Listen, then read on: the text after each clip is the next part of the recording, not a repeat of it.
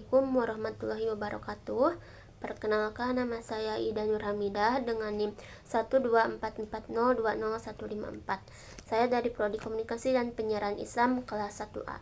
Di sini saya akan memaparkan jawaban terkait dengan soal UTS mata kuliah ilmu dakwah yang telah diberikan oleh dosen pengampu yaitu Ibu Dr. Umi Halwati SOS IMAG. Baik, saya akan langsung membacakan soal yang pertama, yaitu jelaskan pengertian ruang lingkup, objek material, dan objek formal ilmu dakwah. Jelaskan pula dai secara umum dan dai secara khusus. Menurut penjelasan yang telah disampaikan oleh ibu dosen dalam kelas, ilmu dakwah merupakan ilmu yang membahas tentang proses penerimaan, pengolahan, dan penyampaian ajaran agama Islam untuk merubah perilaku seseorang, kelompok, ataupun masyarakat sesuai dengan ajaran Islam. Ilmu dakwah juga mengkaji tentang bagaimana pribadi muslim untuk melakukan kegiatan dakwah agar dakwahnya ini berhasil. Jadi secara singkat, ilmu dakwah ini ialah ilmu yang mengkaji tentang proses dakwah. Kemudian lanjut kepada ruang lingkup ilmu dakwah. Ruang lingkup ilmu dakwah ada 3. Yang pertama ada at-tauji, yang kedua ada at-taghir, dan yang ketiga ada ar-roja. At-tauji ialah memberikan tuntunan dan pedoman dari si dai kepada mad'u. Kemudian at-taghir ialah mengubah dan memperbaiki keadaan seseorang atau masyarakat kepada suasana yang lebih baru. Kemudian yang ketiga ada ar-roja. Ar-roja ini merupakan pemberian pengharapan akan sesuatu nilai agama yang telah disampaikan. Lanjut kepada objek material. Objek material ini merupakan ajaran pokok agama Islam, yaitu Al-Quran dan Sunnah, serta manifestasinya dalam semua aspek kehidupan umat Islam dalam sejarah Islam.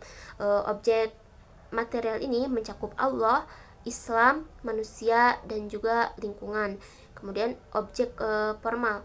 Objek formal ini merupakan sudut pandang tertentu yang dikaji dalam disiplin utama ilmu dakwah. Objek formal ini mencoba melihat interaksi antara manusia yang menjadi dai dan mad'u. Contoh disiplin ilmu dakwah ini ada tabligh, ada irsyad, ada tadbir, dan lain sebagainya. Kemudian pengertian dai secara umum. Dai secara umum ialah orang yang menyebarkan agama, orang yang berdakwah tanpa spesialisasi dalam bidang tertentu. Jadi ia menyampaikan dakwahnya secara umum, tidak secara khusus atau fokus terhadap bidang tertentu. Beda dengan dai secara khusus. Nah, dai secara khusus ini adalah seseorang yang berdakwah namun memiliki spesialisasi atau fokus tertentu dalam dakwah. Contohnya, ada kan seorang ustadz yang berdakwahnya ini hanya terhadap kalangan muda, atau dia ini hanya menyampaikan tentang pendidikan, atau hanya menyampaikan tentang keluarga gitu. Lanjut ke soal yang kedua, yaitu dalam metodologi keilmuan dakwah ada 3 manhaj, yaitu manhaj istinbat, iktibas, dan istiqro. Jelaskan dan beri contoh. Manhaj istinbat ini merupakan penalaran dakwah dalam memahami dakwah dengan merujuk atau mengacu kepada Al-Quran dan Sunnah. Bisa dikatakan manhaj istinbat ini teori gitu ya perbuatannya tuh. Contohnya ini seorang ulama yang menentukan hukum jual beli online. Karena permasalahan ini tidak ada di dalam Al-Quran, maka ulama ini mencoba beristinbat atau berdiskusi dengan ulama lain untuk menentukan pandangan Islam terhadap masalah tersebut. Nah, kemudian yang kedua ada manhaj iktibas. Manhaj iktibas ini ialah proses penalaran dakwah dalam memahami dakwah dengan meminjam dan menggunakan ilmu sosial. Contohnya nih seperti Prodi Komunikasi Penyiaran Islam, banyak meminjam ilmu sosialnya itu adalah komunikasi. Kemudian ada Prodi BKI ini banyak meminjam ilmu sosial dari psikolog, ada juga manajemen dakwah. Nah, ini banyak peminjamnya ilmu ekonomi begitu. Kemudian yang ketiga ada manhaj istiqro. Manhaj istiqro ialah proses penalaran dakwah dalam memahami dakwah melalui kegiatan penelitian yang mengacu pada grand theory. Jadi istiqro ini melakukan penelitian. Contohnya nih, ada seorang dai yang ingin memahami tantangan spiritual yang dialami oleh remaja muslim. Maka si dai ini melakukan penelitian terhadap permasalahan tersebut, misalnya dengan cara melakukan penelitiannya itu dengan cara bertanya-tanya kepada remaja muslim gitu ya.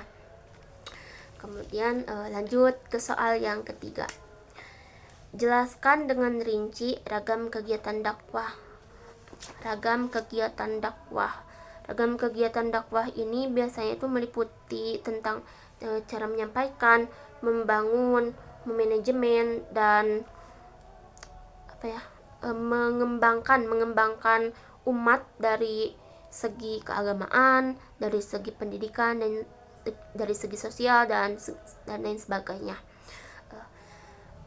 Ragam kegiatan dakwah ini terdiri dari 3. Yang pertama ada dakwah bil lisan, yang kedua ada dakwah bil hal, dan yang ketiga ada dakwah bil kitab. Yang pertama, dakwah bil lisan. Dakwah bil lisan ini adalah metode penyampaian dakwah dengan cara melalui lisan. Dengan cara lisan ini berarti bisa berupa ceramah atau komunikasi langsung ya, secara personal gitu ke antara subjek dan objek dakwah, antara si dai dan si mad'u. Contohnya bentuk dakwahnya itu ada tadbir, ada irsyad, dan juga ada humas. Terus yang kedua ada dakwah bil hal. Dakwah bil hal berarti ini tuh metode dakwah yang dilakukannya itu dengan lebih mengutamakan perbuatan nyata dan memberikan pemahamannya itu secara teori gitu ya. Contohnya itu bentuk dakwahnya ini ada tadbir dan tatwir atau tamkin. Kemudian yang ketiga ada dakwah bil kitab. Dakwah bil kitab ini berarti metode yang digunakannya ini melalui tulisan. Penyampaian dakwahnya ini melalui tulisan. Tulisan ini bisa berupa buku, jurnal, pamflet, ataupun artikel, dan pokoknya bentuk tulisan lainnya lah gitu. Kemudian lanjut soal yang keempat. Jelaskan dengan rinci konteks ragam dakwah. Konteks ragam dakwah ada 7. Yang pertama ini ada dakwah nafsiyah, yang kedua ada dakwah fardiyah, yang ketiga ada dakwah fi'ah qalilah, yang keempat ada dakwah fi'ah katsirah, yang kelima ada dakwah hizbiyah atau dakwah jamaah, yang keenam ada dakwah ummah, dan yang ketujuh ada dakwah syu'ubiyah qabailiyah. Yang pertama dakwah nafsiyah. Dakwah nafsiyah ini dakwah terhadap diri sendiri, jadi mendakwahi diri sendiri, mengajak diri sendiri gitu. Biasanya disebutnya bermuhasabah gitu lah ya, bermuhasabah. Yang kedua ada dakwah fardiyah. Dakwah fardiyah ini adalah proses ajakan atau seruan kepada jalan Allah yang dilakukan oleh seseorang kepada seseorang lagi, dari secara personal, seorang dai kepada seorang mad'u, satu ke satu orang gitu. Nah, yang ketiga ada dakwah fi'ah qalilah. Dakwah fi'ah qalilah ini adalah dakwah yang dilakukan oleh seorang dai kepada sekelompok kecil, namun kelompok kecilnya ini kurang dari 20 orang. Nah, kemudian yang keempat ada dakwah fi'ah katsirah. Dakwah fi'ah katsirah ini sama dengan dakwah fi'ah qalilah, namun penyampaian ini dari satu orang dai ke kelompok kecil, namun kelompok kecilnya ini lebih dari 20 orang gitu. Kemudian yang kelima ada dakwah hizbiyah atau dakwah jamaah. Dakwah ini merupakan dakwah yang dilakukan oleh seorang dai, di mana si dai ini tuh berasal dari satu kelompok atau satu organisasi, dan dia ini kemudian berdakwah kepada kelompok yang lain gitu. Jadi dari satu kelompok ke kelompok yang lain. Yang keenam ada dakwah ummah. Dakwah ummah ini merupakan dakwah yang dilakukan oleh seorang pendai terhadap halayak atau publik. Contohnya seperti kiai-kiai yang berdakwah kepada masyarakat gitu ya.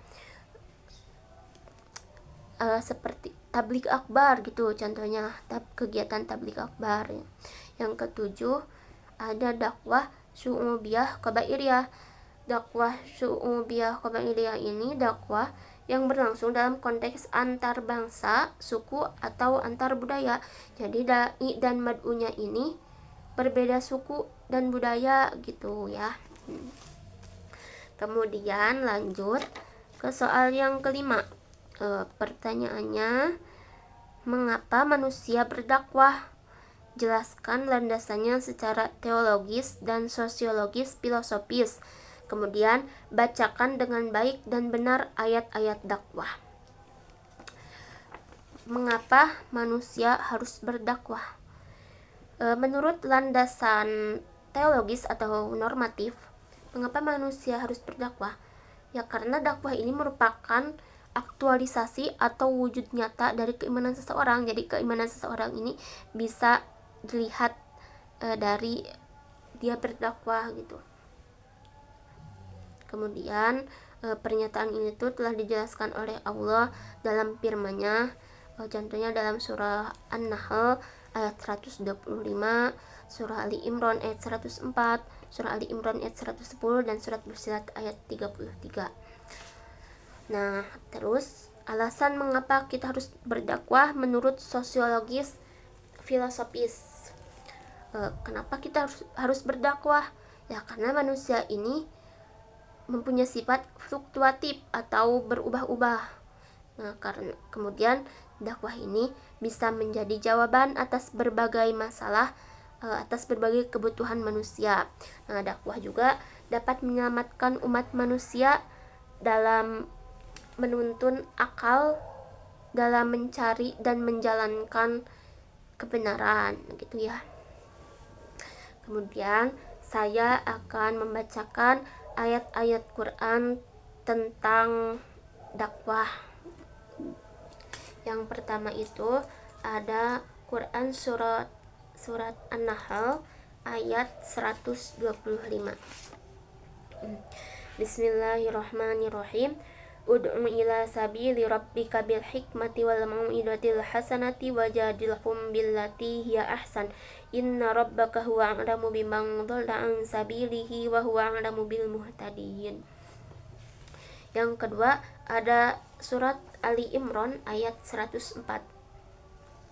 Bismillahirrahmanirrahim. Wal takum minkum ummatun yad'una ilal khairi wa ya'muruna bil ma'rufi wa yanhauna 'anil munkar wa ulaika humul muflihun. Yang ketiga ada surat Ali Imran ayat 110. Bismillahirrahmanirrahim. Kuntum khaira ummatin ukhrijat lin-nasi ta'muruna bil ma'rufi wa tanhauna 'anil munkari wa tu'minuna billah. Walau amana ahlul kitabi lakana khairan lahum minhumul mu'minuna wa aktsaruhumul fasiqun. Yang keempat ada surat Fussilat ayat 33. Bismillahirrahmanirrahim. Wa man ahsanu qawlan mimman da'a ila Allahi wa 'amila shalihan wa qala innani minal muslimin. Kemudian yang kelima ada surat Al-Baqarah ayat 221.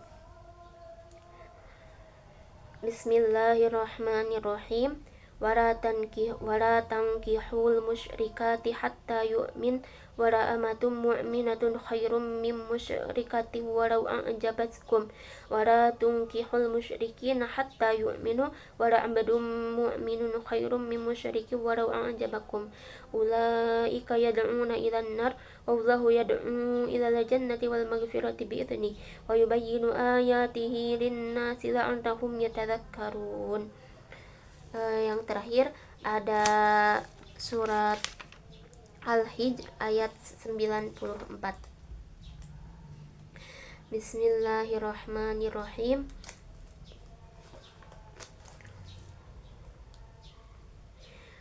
Fasda' bima tu'maru wa a'rid 'anil musyrikin. Shadaqallahul adzim.